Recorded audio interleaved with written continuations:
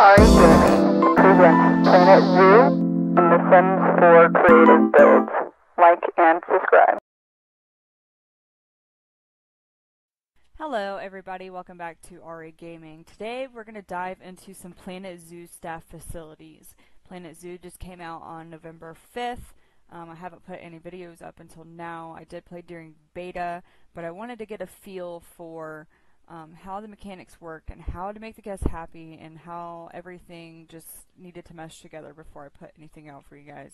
And the one thing I noticed during beta and even now is there's not a lot of videos explaining staff facilities and guest facilities and how things need to work and mesh together in order to create a 5-star zoo reputation and happy guests. So right now today I'm going to go through all the staffing facilities, give you some tips and tricks that you need to know to make your guests happy around them, and how to place them in areas that are going to be efficient and keep them hidden. So let's start with we'll start with the keeper huts. The keeper huts are where you need to make the food for your animals. There is a small and a large keeper hut. The large contains 6 keepers, and the small is 1 keeper. Now, with most of the game modes, you're going to start out only knowing the small. To unlock the large, you're going to have to go to your zoo and mechanic research and research the staff facilities. You get them in order. Mechanic research takes time. You're going to need to allot a lot of time or upgrade your mechanics to get these quicker. They both have pros and cons. The small only holds 1 keeper, but the big one, you have to place them in areas where your keepers aren't going to run around back and forth and get tired really fast from running back and forth to the habitats, to the keeper hut. And you have to hide these, so, or at least place them in areas that aren't going to negatively impact your guests. So it depends on how many areas or how many habitats you have in one area if you need to use the small or the large, and how many keepers it's going to take to maintain the cleanliness and happiness of your animals. So right now it's inefficient. They're all going to say inefficient until there are keepers inside the building. And then the scenery is 0. The only thing you have to do for the scenery, right now I don't have anything special, but you put them in shells or build around them like I have over here. These are just the base classic keeper shells that are already pre-made in the sandbox. These shells and the little scenery they have will up that to 100 and make your keepers and any worker actually happy, or happier I should say, because you're going to overwork the crap out of them. But yes, so that is the keeper hut. Now we're going to go into the veterinary buildings and the quarantine buildings. This is your vet surgery building. Like I said before, it's inefficient because there's nobody in here, and the rating is down because we don't have a shell or building or any construction or decoration along the building. So if you just put them in a shell, it'll fix that. So veterinary buildings are where your vets take sick animals to cure them or injured animals to do surgery. You need these. You absolutely need these. At least one, because if you play the game right, you're not going to have that many injured animals, such as if you do your gender ratios, there won't be much fighting unless they're overcrowded or something. But for the most part, this is only going to be for injuries and sick animals. So with sick animals, you need quarantine buildings. You have a small quarantine and a large quarantine.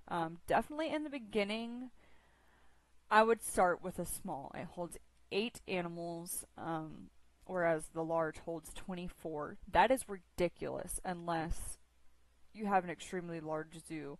But if you play this game right, you should be able to get away with a small quarantine if you have enough workers and vets and you keep the habitats clean, you keep your animals fed, you keep them happy, you have enough water treatment facilities. If you use, the terrain tool to make pools of water, use water treatment facilities. That way they don't get sick.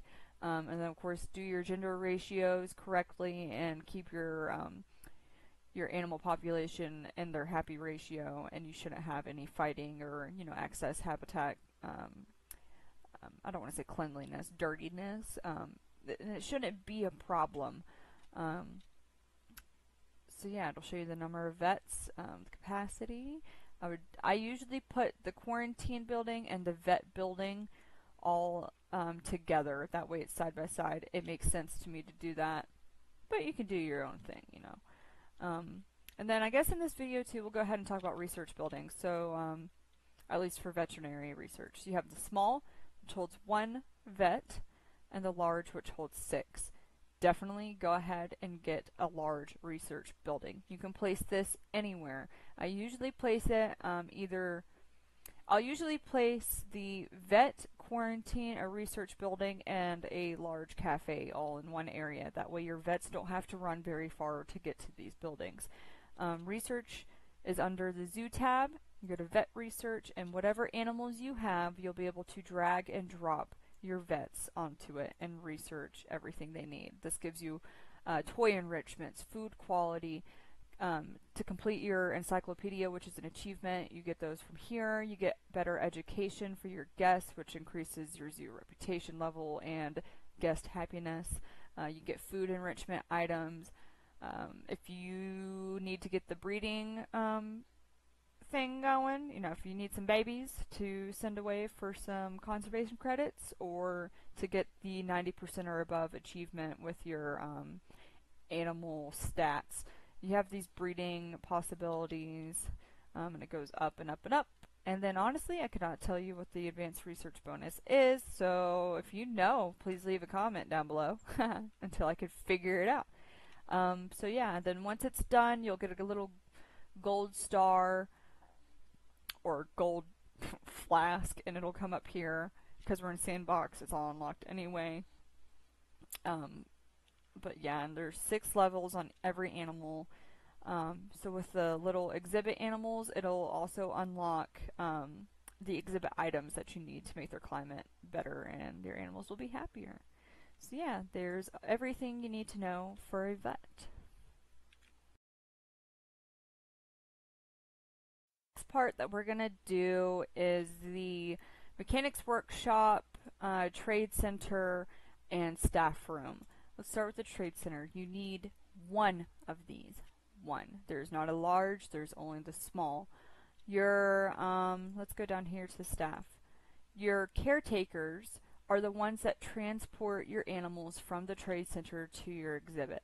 So, with your caretakers, if you have them in no work zone, they will run around and clean whatever they're by and chill out. And, you can specify, alright dude, you're going to be the only one to transfer animals. That's fine and all. He's just going to, waste a bunch of time unless you're, got a mass exodus going on and you're, transferring a bunch of animals. And he'll run in here and take it to the appropriate habitat that you designate. So yeah, trade center.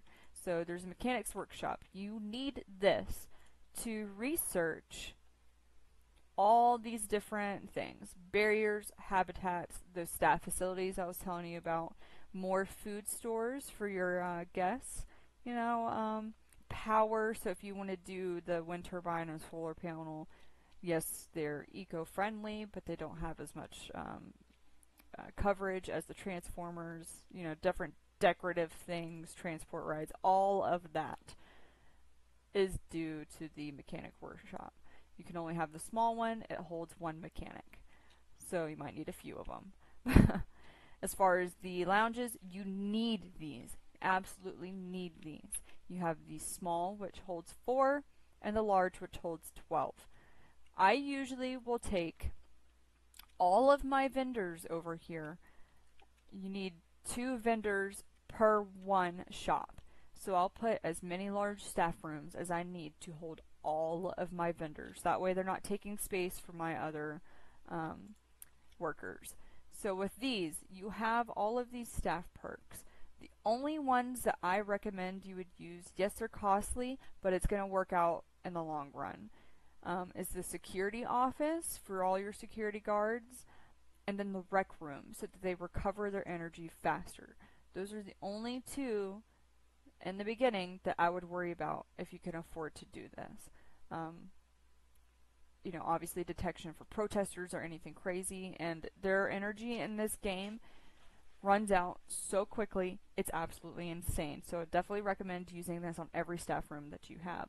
And then usually I'll put a staff room with wherever my vet clinics and quarantines are, and I'll usually put a staff room with my keeper huts. That way it's all right there together and they don't have to run around everywhere and waste more energy to get to them.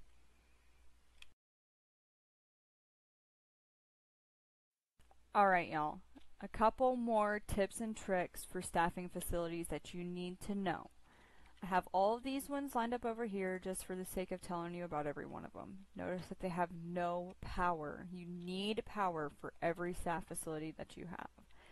So, I have placed in my sandbox all of my staff facilities over here and all of my guest facilities over here. And then from here we'll branch animal habitats. I got a couple of staff paths that will go back here to a hidden water treatment or electricity like transformer or anything with staff paths. That way your guests can't wander off and get unhappy for seeing stuff that they don't need to be seeing in the first place. So, staffing facilities give off a negative impact for your guests. So if you turn on your radar and you go over here to negative impact, you will see that all of these staffing facilities are negative. That's a no-go, Ghost Rider. So you place your staffing facilities away from where your guests are going to be walking, and you have staff paths. That way your guests can't come onto the path. If you do this, they will not see your staffing facilities and it will not reflect negatively on your staff or your guests' happiness. Also, your staff will get stressed out if you have guests looking in through the windows at them. They don't want to be watched while they work, and the guests don't want to watch them either. So keep them away. As long as they're not inside that little red bubble, you're fine. And then as far as placement, I have all mine right here in the center because I'm going to have some habitats around this area already. But make sure if you have, let's say, a habitat all the way back here, you know, like say you have other stuff in the middle here too. This whole thing is filled with habitats. You're not going to want your keeper to run from here all the way back there. It's not efficient. It's not efficient, it's not costly, because then you're going to have to hire more keepers to be able to keep up with the pace, because they're going to get tired. So, when you expand out more than probably this whole area right here, I would go ahead and create another hidden staffing facility somewhere around where your next habitats are going to be. That way it's all together and you can assign different work zones. So the ones working here will go to these two habitats, and the ones working back here will have a facility over here so they can run around to these little habitats. It's all about your placement. You have to be strategic. So if you keep those little tips and tricks in mind, you guys should have a pretty successful zoo, and your guests should be happy and your workers should be happy. Thanks, everybody.